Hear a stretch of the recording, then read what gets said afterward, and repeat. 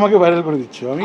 আমি আসলে বেসিক্যালি তো আমি ভাইরাল মাল বলতে ভাইরাল বহু আগেই ভাইরাল।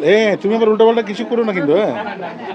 ভাইরাল বলতে আমার প্রেম দাও নয় বিষ দাও যখন সুপার ডুপার হিট তখনই তুমি ভাইরাল। মানে ওটা তখন আমরা সুপার হিট বলতো, আর এখন বলতে ভাইরাল। ওয়ার্ডটা চেঞ্জ হয়েছে আর কি, কিন্তু আমি তো পুরনো মানুষ, পুরনো ভাইরাল। সেই প্রেম দাও নয় বিষ দাও, ফুল দাও নয় জ্বালা দাও। এখন কি দিচ্ছে মানুষ? প্রেম দিচ্ছে নাকি বিষ দিচ্ছে? এত প্রেম দিয়েছে। শোনো, ভালোর সাথে মন্দ থাকবেই, বিষ তো একটু থাকবেই। সবসময় তুমি মধু খাবে সেটা হবে না, বিষও খেতে হবে। ওদের স্বপ্ন পূরণে পাশে থাকতে পেরে আমরা গর্বিত। বিষ মানে ওই বিষ না, সাপের বিষ না। মেয়েরাও কিন্তু অনেক সময় বিষ দেয় ছেলেদের। তাই? হ্যাঁ, এই যে একজন মেয়ে আছে, সবাই কিন্তু কালনাগিনী, আমি কালনাগিনী গান গেয়েছি, কালনাগও কিন্তু আছে। ছেলেদের মধ্যেও কিন্তু খারাপ আছে, সেটা বলছি। তারপর পুরুষ নির্যাতনের আইন দেশে তো নাই। পুরুষ নির্যাতন প্রতিরোধ আইন থাকা উচিত।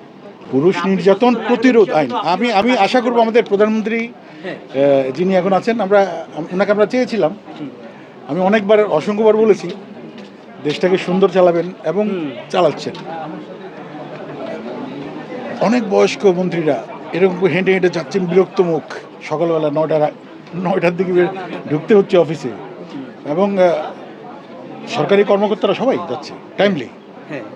এটা কে করেছে? তারেক রহমান।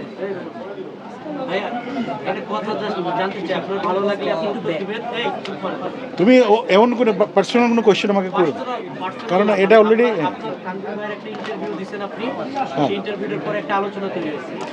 আলোচনাটা, এটা আমি কিছু বলতে চাই না। হ্যাঁ, আমি বুঝতে পেরেছি তুমি কি বলতে চাও। আমি তো আগে থেকে বললাম যে আমি 90s ভাইরাল মাল, এবং নতুন করে তো ইলেকশনেও আমি আমার তোমরা আমাকে ভাইরাল করেছো। ভাইরাল বলতে সবাই দেখেছে আমার ভিডিও, তো এটা আমাকে নতুন করে আলোচনায় আনার, এটা আমি আসলে আহত হয়েছি। আমি চাইনি এটা বলতে, কথায় কথায় আমি ভিতরে, আমি আসলে সাদাকে সাদা বলি, কালোকে কালো বলি। আমি একজন সরল মানুষ, আমি জীবনে কারো ক্ষতি করিনি, এবং আমি চাই না তারও ক্ষতি হোক। তো এটা পার্সোনাল। সেখানে আমার একটা বাচ্চাও আছে না, সে ভালো থাকে। একদম ঠিক হয়নি না, কষ্ট পাওয়ার জন্য না, আমি নিজে তো কষ্ট নিই, এটা দরকার নেই তো।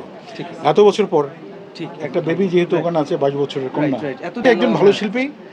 আসলে আমার মনে আছে 90s আমি যখন ভাইরাল, তুমি যেটা বলছো, সেও ভাইরাল ছিল। তো আমরা অসংখ্য কালিয়া গানে অনেক কনসার্ট করেছি, সারা পৃথিবীতে ঘুরেছি। হ্যাঁ, কালিয়া, এই কালিয়া গানটা কিন্তু আমার লেখা, আমার সুর। এটা অনেকে হয়তো জানে না, বুঝছো? তুমি আমার কথা শোনো, বললাম এই কালিয়া গানটা আমার লেখা, আমার সুর, এটা অনেকেই জানে।